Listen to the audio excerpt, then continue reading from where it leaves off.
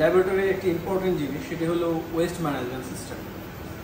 সাধারণত medical diagnostic ল্যাবরেটরিতে যেই ধরনের ওয়েস্ট প্রডিউস হয়, প্রত্যেকটি মেডিকেল ওয়েস্ট অটোক্লেভ করবে, তারপরে হচ্ছে ডিসচার্জ করতে হবে।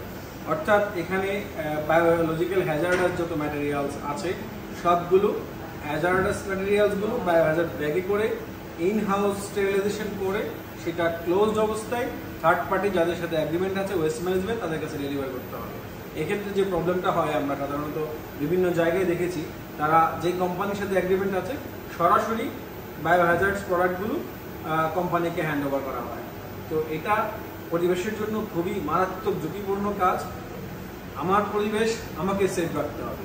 যারা আমরা প্রফেশনাল, আমাদেরকে নিজ দায়িত্বে প্রত্যেকটা বায়োলজিক্যাল হ্যাজার্ডাস জিনিস যখনই ল্যাবরেটরি থেকে বের হবে তখন আমরা প্রত্যেক প্রফেশনাল নিজ দায়িত্বে প্রত্যেকটা বায়োহ্যাজার্ডাস ম্যাটেরিয়াল অটোক্লেভ করব, তারপর বায়োহ্যাজার্ড ব্যাগে করে আমরা থার্ড পার্টিকে দেব।